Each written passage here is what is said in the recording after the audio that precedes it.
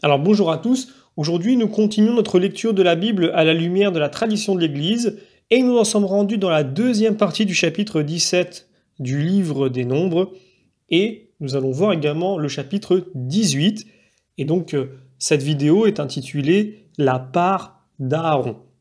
Comme toujours, avant de démarrer, nous remercions les éditions Anne Siguier devenues Mediapol d'avoir mis à notre disposition les textes qui nous permettent de faire ces vidéos et nous nous remettons entre les mains du Seigneur.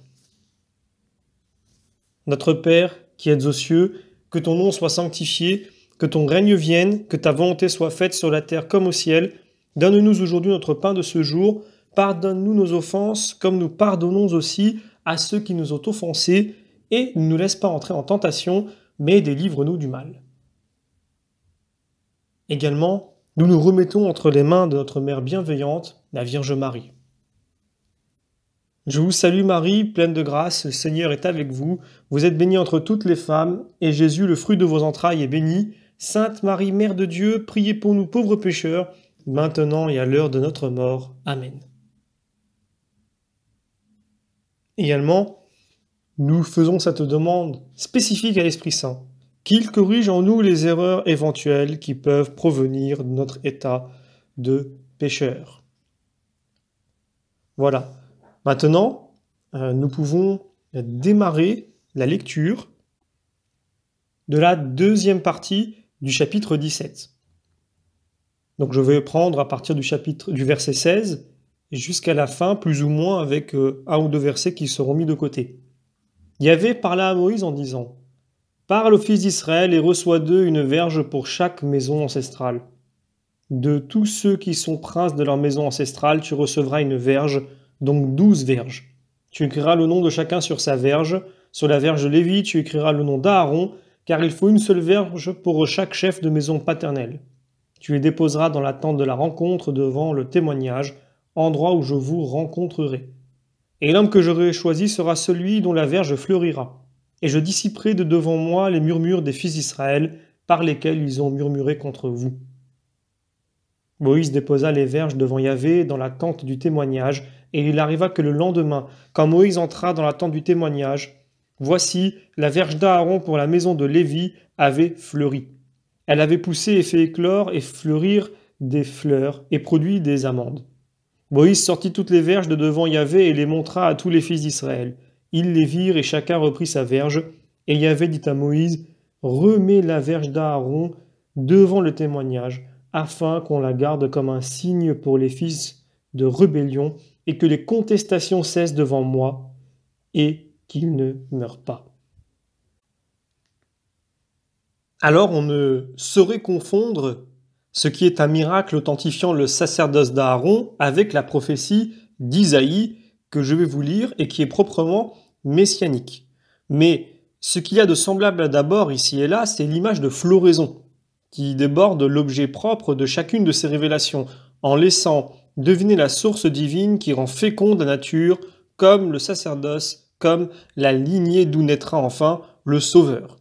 Je vous lis le texte parallèle en Isaïe. « Un rameau sortira du tronc de Jessé, un rejeton de ses racines portera du fruit, sur lui se reposera l'esprit de Yahvé, esprit de sagesse et d'intelligence, esprit de conseil et de force, esprit de science et de crainte de Yahvé, et l'esprit de la crainte de Yahvé le remplira. Il ne jugera pas sur ce que voient les yeux, il n'arbitrera pas sur ce qu'entend l'oreille, il jugera les pauvres avec justice, arbitrera dans l'équité pour les humbles de la terre, il frappera la terre avec la verge de sa bouche, et du souffle de ses lèvres, il tuera l'impie. » Pouvons également prendre un texte en Zacharie chapitre 11. « J'ai pris 2 houlettes, j'appelai l'une grâce et l'autre lien, puis je fis paître les brebis. »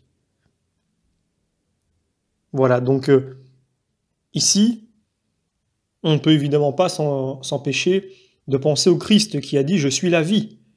Le bois vert par opposition au bois mort. Ne dites pas « Je suis un arbre desséché ». Isaïe 56. Grâce à Dieu, notre chair même refleurira. Psaume 28. Le Procope de Gaza, se référant à ces mêmes images, en conclut que le rameau d'Aaron est espérance de résurrection. De même Origène qui a dit ceci « Seuls les bourgeons avaient été promis, mais vois tout ce que Dieu donne. des bourgeons, des feuilles, des fleurs et enfin des fruits. Que devons-nous retenir? D'abord le mystère de la résurrection des morts.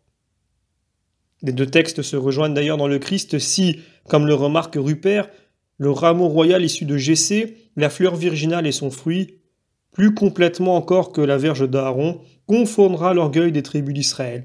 Celle-ci prétendait en effet s'attribuer le sacerdoce de l'ancienne loi représentée par Aaron, mais il n'était que l'annonce du pontife éternel selon l'ordre de Melchisédek, Jésus-Christ notre Seigneur, en qui la terre a donné son fruit. Je continue maintenant avec le chapitre 18. Yahvé dit à Aaron, « Toi et tes fils et ta maison paternelle avec toi, vous porterez les fautes concernant le sanctuaire, et toi et tes fils avec toi, vous porterez les fautes de votre sacerdoce.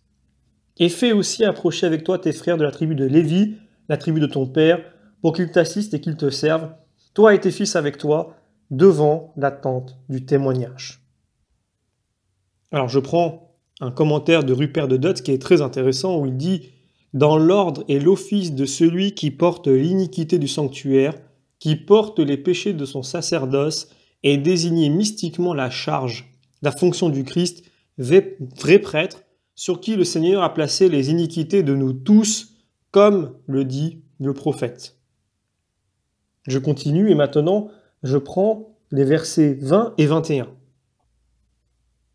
« Tu n'auras pas d'héritage dans les terres des fils d'Israël, et il n'y aura pas de part pour toi au milieu d'eux. C'est moi qui suis ta part et ton héritage au milieu des fils d'Israël. Et pour les fils de Lévi, voici, je leur donne comme héritage toute dîme en Israël pour le service qu'ils assurent, le service de la tente de la rencontre. » Alors avant de commenter, je vais prendre un texte parallèle, Psaume chapitre 16. « Dieu, garde-moi, j'espère en toi. J'ai dit au Seigneur, tu es mon seul Seigneur, il n'est pour moi nul bien que toi. Le Seigneur est ma part d'héritage et ma coupe, c'est toi le garant de mon lot. Le cordeau m'attribue la part la meilleure, je suis émerveillé de mon héritage.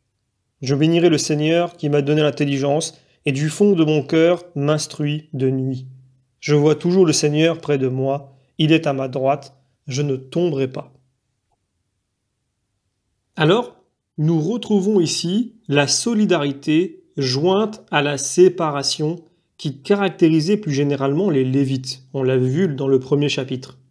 A fortiori, convient-elle aux prêtres, de par leur vocation de médiateurs dans les relations d'Israël avec Dieu, ce qui les met à part, même s'ils sont pris d'entre les hommes, c'est bien évident.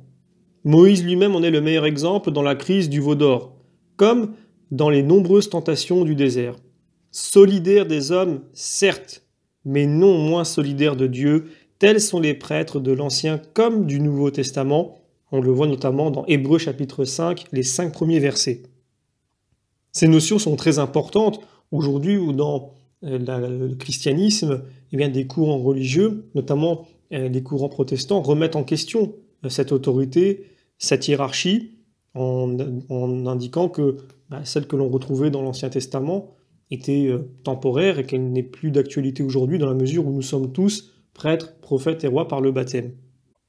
Mais ce qui se passe dans l'Ancien Testament est véritablement une préfiguration de ce qui va arriver dans le Nouveau, à la fois avec le Christ, mais à la fois avec des hommes qui auront la charge, évidemment, de continuer la mission du Christ sur terre, de représenter le Christ, vraiment de prendre le rôle du Christ auprès de nous, en tant que médiateur, évidemment, puisque cela reste des hommes, mais néanmoins, les sacrements continuent de vivre au sein de l'Église par l'intermédiaire des prêtres que le Seigneur a mis en place pour nous dans son Église et qui sont la réalisation finalement de ce que nous lisions dans l'Ancien Testament où ces prêtres étaient évidemment limités par rapport aux prêtres que nous avons aujourd'hui. Évidemment, entre les deux, il y a l'événement du Christ qui change la donne largement, avec toutes les conséquences que vous connaissez déjà. Et donc pour terminer, je vais lire un dernier commentaire issu du Procope de Gaza. « Tu n'auras pas d'héritage dans leur pays, c'est moi qui suis ta part d'héritage. » Voilà ce que demandait le Christ à cet homme qui avait accompli toute la loi et qui voulait être parfait. « Va, vends tout ce que tu as. Pour la même raison, les saints qui savent que le Christ est constitué leur prémisse s'efforcent d'imiter le Christ. Ils sont voyageurs parmi les hommes et n'ont pas de part au milieu d'eux. Et ce que le Christ est pour eux, eux-mêmes le sont pour les autres hommes. Ici encore, Moïse est le type du Christ, car n'étant oint par aucun homme, il oint Aaron. Il possède en effet l'onction divine et invisible. Le Christ a dit de lui-même, Dieu le Père l'a marqué de son sceau. Et vous voyez, ce commentaire est très intéressant puisque le Procope de Gaza, je l'avais dit dans une autre vidéo, mais je le répète pour ceux qui ne l'auraient pas vu, c'est un rhéteur grec chrétien qui a vécu à Gaza au IVe siècle. Donc il est probablement né aux alentours de 465 et est décédé en 528 après Jésus-Christ à Gaza. Donc vous voyez, cette idée est déjà bien présente dans l'Église bien avant aujourd'hui.